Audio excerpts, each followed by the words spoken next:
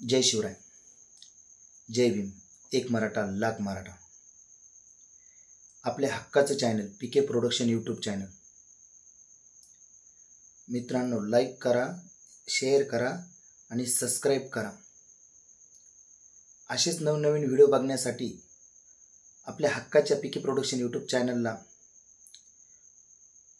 नेहमीच साथ द्या मित्रांनो.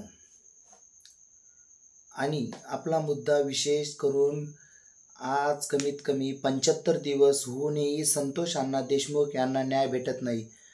मग या न्याय भेटत नाही याच्या मागचं मेन कारण काय? कृष्णा आंधळ्याला अजून अरेस्ट होत का बरं नाही?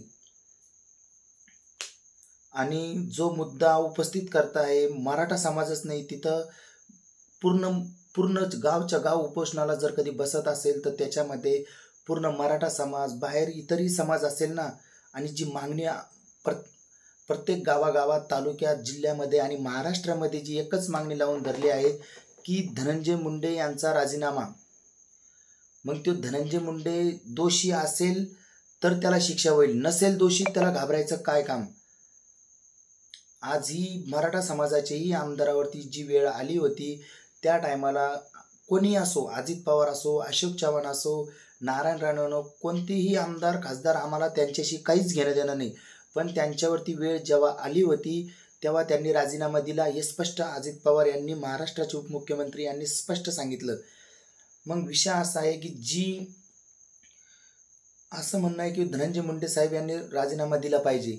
ठीक आहे, जर तुम्ही दोषी असेल तर तुम्ही शिक्षा होईल, नसेल दोषी तर सुटका होणार नाही.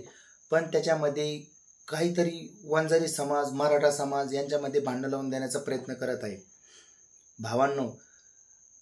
आणि ज्यांनी मला खरंच जे जरांगे पाटील यांच्यावरती किचलफेक करत आहेत की जरांगे पाटील एक याचा माणूस, त्याचा माणूस.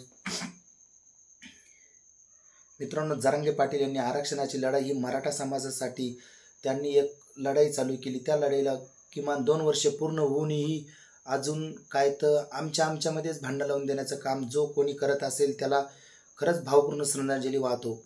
आणि हो, ज्या काही विशेष महत्त्वाच्या गोष्टी सांगू इच्छितो की जरांगे पाटील यांनी नेहमी स्पष्ट सांगितलं आहे की माझं गोर गरीब मराठा समाजाला जोपर्यंत आरक्षण भेटणार नाही तोपर्यंत मी चैन बसणार नाही. आणि जरांगे पाटील मॅनेज होत कसा नाही, जरांगे पाटील यांच्या अदृश्य शक्ती काय? त्या अदृश्य शक्तीचं नाव मी तुम्हाला सांगतो मित्रांनो. त्या अदृश्य शक्तीचं नाव आहे गोरगरीब मराठा समाज. त्यांच्या पूर्णपणे पाठीमागे आहे. आणि हो, समाजामध्ये 2 गट पडल्यामुळे थोडं आमचं नुकसानही होईल, पण हो, एक साधारण आणि गोरगरीब मराठा समाज यांनी जरांगे पाटील यांची नेहमी साथ दिली आणि अजूनही देणार. आणि जो समाजाला नीट राजकारणाचा हा आपल्याला जो समाज आहे आमचा, त्याच्यातलं 1-2% लोक जर कधी इतर मागणी करत असेल तर आम्हाला त्यांच्याशी काही घेणं देणं नाही. कारण की आम्हाला गोरगरीब यांना, मराठा समाजाला आरक्षणाची लढाई ही श्री मनोज जरांगे पाटील यांनी चालू केली. तर त्याच्यामध्ये संतोष अण्णा देशमुख यांची निर्घृण हत्या झाली. त्यांना न्याय देण्यासाठी श्री मनोज जरांगे पाटील यांनी पुढाकार घेतला. बजरंग बाप्पा सोनवणे, संदीप भैया क्षीरसागर, सुरेश अण्णा दस, प्रकाशदादा सोळंके यांनी पुढाकार घेतला. आता प्रश्न असा पडला, मराठा समाजाचा एखादा व्यक्ती गेला म्हणून, आणि ज्यांची पाठराखण करत आहे श्री मनोज जरांगे पाटील यांनी धनंजय देशमुख यांची पाठराखण करून आणि पूर्ण गावाची जबाबदारी उचलत आहे की संतोष अण्णा देशमुख यांना न्याय आपण भेटणारच. आणि न्याय देण्यासाठी मी हे मॅटर दबू देणार नाही, कुणीही आला तरी हे मॅटर दबू देणार नाही. तर मग मध्ये जे सुरळीत चाललं होतं त्याचा शोध सुरळीत चालला होता. मध्येच त्यांनी सुरेश अण्णा धस यांनी धनंजय मुंडे यांची भेट घेतली आणि मिठाचा खडा टाकून दिला. ते प्रदेशाध्यक्ष, मी त्यांचं नावही नाही घेणार, प्रदेशाध्यक्ष यांना सेटलमेंट करण्यासाठी तिथं 2 आमदारांना भेट घालवण्यासाठी तिथं बीडमध्ये जाऊन ते भेट घालवत आहे. ठीक आहे, पण तिथं जे प्रकरण घडलं, संतोष अण्णा देशमुख यांची निर्घृण हत्या झाली, त्यांच्या एक सर्वसाधारण कुटुंबाला एक भेट देण्याची गरज होती. प्रदेशाध्यक्ष म्हणून नाही, पण एक जिम्मेदार नागरिक म्हणून तुम्हाला भेट देण्याची आवश्यकता होती. का बरं तुम्ही 75 दिवस होऊनही तिथं भेट दिली नाही आणि इथं सेटलमेंट करायला आला? तुमची सरपंचाच्या निर्गुण हत्याची त्यांच्या परिवाराशी तुम्हाला काही संबंध नाही, मग ती चौकशी कशी होणार? आणि राहिला प्रश्न असा, मराठा वंजारी जे ओबीसी ते वाद लावून देत आहे ना, आरक्षणाची लढाई ही अलग आणि संतोष अण्णा देशमुख अण्णा यांना न्याय मिळवून देण्यासाठी जरांगे पाटील यांनी ही दोन्ही लढाई स्वतःच्या हातात घेतल्या आहे. संतोष अण्णा देशमुख यांना आणि त्यांच्या परिवाराला न्याय मिळवून देण्यासाठी जरांगे पाटील ठाम भूमिकेवर आहे आणि मराठा आरक्षणाची लढाई ही अंतिम टप्प्यात आणून सोडणारे श्री मनोज जरांगे पाटीलच आहे. तर हे पाटील मॅनेज होत कसा नाही? आजपर्यंत आमदार खासदार जे होते ईडी सीडी लावून त्यांचे नेते फोडण्यात आले, त्यांना भलं मोठं यश आलं, पण हे माणूस मॅनेज होत कसा नाही? मग त्याच्यासाठी त्यांनी नवीन एक प्रत्येक 2-2, 3-3 आमदार खासदार, काही वकील, काही अशी फौज लावून दिली, तरी तो मॅनेज झाला नाही 2 वर्षामध्ये. मग त्यांच्या डोक्यात एक व्यक्ती आली, मराठा समाजामध्ये एक मिठाचा खडा टाकून त्यांना आपण फूट पाडून देऊ, मग ते आरक्षण थंड होईल. तसं काहीही झालं नाही. मग आता ही किती संघटना आल्या, काय संघटना आल्या, आम्हाला तशी काही घेणं देणं नाही, कारण त्या संघटनेची मागणी काय आणि आमच्या पाटलाची मागणी काय. पण हो, आम्ही आमच्या शेवटच्या श्वासापर्यंत पाटलासोबतच राहणार आहे, ही गोरगरीब मराठा समाजाची स्पष्ट भूमिका. आणि राहिला प्रश्न असा, 2 दिवस झाले धनंजय देशमुख आणि पूर्ण गाव एक अन्नत्याग आणि करत आहे, तरीही सरकारचा तिथं एकही मंत्री गेला नाही. याच्या मागचं कारण काय समजायचं? जाहीर करून वंजारी समाजाला माझं एक जाहीर आव्हान करतो की भावांनो, तुम्ही माझ्यावर वाईट कमेंट करताय, ठीक आहे, मला त्याचं दुःख नाही, कारण तुम्ही बोला, तुम्ही तुमच्या याच्यावरती बोलताय, मला काहीतरी गोष्टी शिकायला भेटताय, मी ऐकून घेतोय. पण मी वाईट कमेंट करणाऱ्यांना एकच सांगू इच्छितो, भावांनो, ज्या टायमाला आपले गोपीनाथ मुंडे साहेब, आम्ही त्यांना साहेबच म्हणू, त्यांचं काम आणि त्यांची कामाची पोचपावती ही आम्हा सर्वांना, मी जेव्हा लहानसा मोठा झालो तेव्हापासून बघतो, गोपीनाथ मुंडे साहेबाचं हे असं प्रकरण झालं, ते प्रकरण का बरं दाबले गेलं, त्याचंही उत्तर द्या. त्याची चौकशी झाली, अजून अंतिम टप्प्यात चौकशी का बरं झाली नाही? आणि प्रमोद महाजन साहेब यांचीही चौकशी अजून का बरं होत नाहीये? आणि निंबाळकर साहेब, होमराजेदादा निंबाळकर यांच्या वडिलांची हत्या झाली, तेही प्रकरण अजून दबल्यात कसं आहे? म्हणजे त्याच्या मागचे मास्टर माइंड कोण आहे? हे का बरं तुम्ही त्या टायमाला हे नाही केले? पण हो, संतोष अण्णा देशमुख या 4ही माणसाची चौकशी, म्हणजे ज्यांनी ज्यांनी खून केले त्यांची चौकशी आजपर्यंत का बरं रखडली गेली आहे? याच्यात राजकारण, असं तर वाटतंय राजकारणच याच्यामध्ये काहीतरी इन्व्हॉल्व असायला हवं, कारण की. पण हो, इथं मॅटर थोडं अल्लग आहे भावांनो. संतोष अण्णा देशमुख यांची निर्गुण हत्या झाली त्या दिवसापासून श्री मनोज जरांगे पाटील यांनी स्पष्ट सांगितलं आहे, कलेक्टर, जिल्हाधिकारी, मंत्री संत्री यांच्या समोर सांगितलेलं आहे, हे मॅटर माझ्या जोपर्यंत जीवात जीव आहे तोपर्यंत हे मॅटर मी दबू देणार नाही. मग ह्यो माणूस मॅनेज करायचा कसा? यांच्यात फूट फाडण्याची पूर्ण गरज तर आता आहे. एका माणसाला वाचवण्यासाठी तुम्ही अख्ख्या महाराष्ट्रातल्या मराठा समाजाशी आणि 18 पगड जातीशी, यांचाही गोरगरीब समाज जो आहे 18 पगड, त्यांचंही म्हणणं आहे संतोष अण्णा देशमुख यांना न्याय भेटलाच पाहिजे. आणि देवेंद्र फडणवीस साहेब, तुम्ही गृहमंत्री आहे, तुम्हाला हात जोडून विनंती करतो की संतोष अण्णा देशमुख यांना न्याय दिलाच पाहिजे आणि न्याय भेटलाच पाहिजे. कारण की आज जर कधी संतोष अण्णा देशमुख यांची निर्गुण हत्या जर होत असेल, त्यांचे कैदी काही जेलमध्ये, काही फरार आहे, कृष्णा आंधळे का बरं सापडत नाही? आपलं ते इब्राहिम दाऊदच्या पलीकडचं आहे का सरकारपेक्षा मोठा आहे का सरकारचा जवाई आहे हे समजत नाही. कृष्णा आंधळे गेला तर गेला कुठं आणि त्याची मदत करतही कोण याचा शोध साधा लागतही नाही. मग आपलं तुमचं गृहमंत्रीपद काय कामाचं? तुम्ही राजीनामा द्या आणि गृहमंत्रीपदी एकनाथ शिंदे साहेबांना द्या, त्यांची चौकशी गृहमंत्री कोणलाही द्या, पण तुमच्याकडून होत नसेल तर दुसऱ्याला द्या, पण गृहमंत्री बदलण्याची खरंच गरज आहे आज. आणि हो, मी ह्या व्हिडिओच्या माध्यमातून एक मागणी आणखीन करणार आहे, गोपीनाथ मुंडे साहेब यांच्याही चौकशी पूर्ण झाली पाहिजे, कारण की गोपीनाथ मुंडे साहेब यांनाही न्याय दिला गेला पाहिजे, प्रमोद महाजन साहेब यांनाही न्याय दिला पाहिजे आणि निंबाळकर साहेब यांनाही न्याय भेटलाच पाहिजे.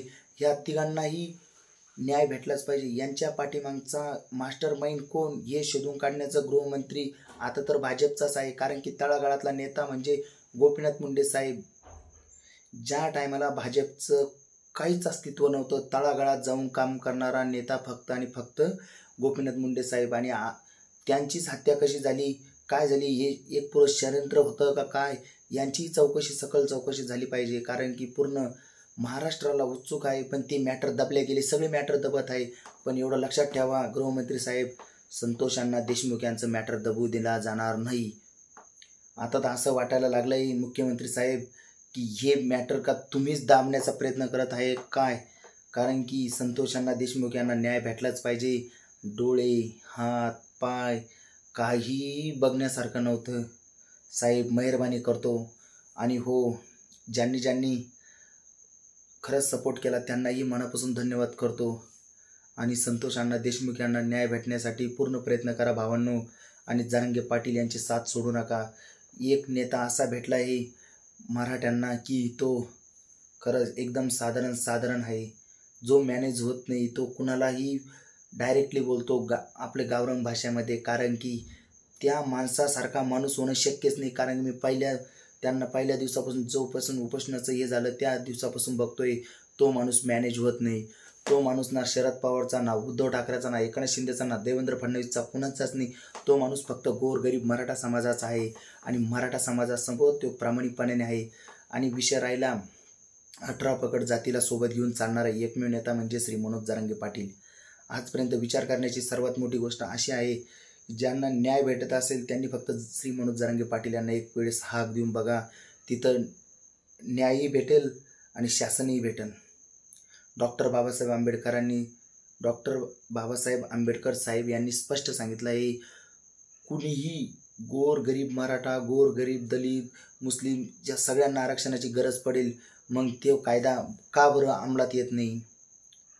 मराठ्यांनाही सवलती द्या. कारण की आज मराठ्यांची हाल खूप बेकार झाली आहेत. का बरं हे सरकार, ज्याचं सरकार आलं ते नारायण राणे आमचे मंत्री झाले, संत्री झाले, त्यांनाही आमच्या समाजाबद्दल एवढा दोष का हे समजत नाही आहे. पण हो, आज 5 कोटी मराठा समाजापैकी 1 कोटी मराठा समाज फुटेल, पण 4 कोटी मराठा समाजाने श्री मनोज जरांगे दादा पाटील यांच्या पाठीमागे खंबीर उभं राहण्याची आज गरज आहे. कारण की आरक्षणाची लढाई ही अंतिम टप्प्यात आलेली आहे. आणि संतोष अण्णा देशमुख यांचीही कृष्णा आंधळे सापडला, जो मेन मारेकरी आहे, तोही जेलमध्ये सडणार आहे. मी त्याचं नाव घेत नाही, पण लवकरच हे सिद्ध होईल. आणि हे मॅटर दाबण्याचा प्रयत्न जर कधी कोणी करत असेल त्याच्यावरही कठोर कारवाई नक्कीच होईल. पण थोडं संयमाने आणि शांतपणाने विचार करण्याची गोष्ट एवढीच आहे, ज्या ठिकाणी पूर्ण गाव आंदोलन करतं, अन्नत्याग करतं, त्या गावामध्ये एक न्यायमंत्री हो किंवा तिथला मंत्री, पालकमंत्री जात का बरं नाही. त्याच्या मागचं षडयंत्र का बरं. हे तर जातीचं राजकारण नव्हतं, हे आरक्षणाची बाजू नव्हती, कोणतीच मोठी गोष्ट नव्हती. का बरं तिथं त्या पूर्ण गावानंही मतदान केलं असेल ना, भाजप, मनसे, राष्ट्रवादी, काँग्रेस, जे पक्ष असेल त्याचे. पण एवढं लक्षात ठेवा, त्या गावामध्ये पूर्ण अन्नत्याग, सणासुदीचं सुद्धा, महाशिवरात्रीचा दिवसासुद्धा तिथं मंत्री संत्री गेला नाही. मग याच्या मागचं आम्ही काय समजायचं, राजकारण समजायचं की दुसरं काही. आश्चर्यचकित वाटलं की तिथं एक साधा पालकमंत्री, तिथला न्यायमंत्री, इथले मंत्री, संत्री, खासदार, फक्त तिथं बजरंग बाप्पा सोनवणे, सुरेश अण्णा धस आणि संदीपभाई क्षीरसागर आणि श्री मनोज जरांगे पाटील यांच्याकडेच न्याय मागण्याचा अधिकार थोडी आहे. बाकीचेही आहे ना, मुख्यमंत्री आहे, उपमुख्यमंत्री आहे, न्यायमंत्री आहे, पालकमंत्री आहे. मग ते कुठे गेले, ते का बरं त्या गावाला जाऊ शकत नाही. त्याचं कारण स्पष्ट सांगा ना, की आम्हाला तिथं न्याय द्यायचा नाही म्हणून. आणि कोणाच्या हक्काचं मागत नाही, कोणाचं भाडं घेत नाही. भाड खाऊ नो, तुम्हाला सांगतो, ज्यांना जर भाड खायची सवय असते ना, तोच माणूस तसा करतो. मराठी असो का वंजारी असो का इतर कोणी असो, फक्त आणि फक्त संतोष अण्णा देशमुख यांना न्याय भेटला पाहिजे. ज्यांनी निर्गुण हत्यामध्ये सहभागी आहे त्यांना शिक्षा झाली पाहिजे, असंच आम्ही प्रमुखाने सांगत आहोत. आमची दुसरी काही मागणी नाही. फक्त ज्याचा राजीनामा मागत आहे किंवा त्याचा घेणार आहोत किंवा तो कोणी असो, त्याची त्याच्यामध्ये जर कधी काही आढळून आलं नाही तर त्याला शिक्षा होणार नाही. पण जर कधी एक संशयास्पद जर कधी त्याच्यावर कारवाई केली बी तरी तो शिक्षाचा पात्र नसेल आणि त्याने काहीच करेल नसेल तर त्याला शिक्षा होणार नाही. हे सर्वांना माहीत आहे तुम्हाला. मग का बरं ट्रोल करताय, का बरं ह्या गोष्टी आपण पुढे नेत आहेत. आपण काही केलंच नाही तर आपण घाबरायचं कशाला?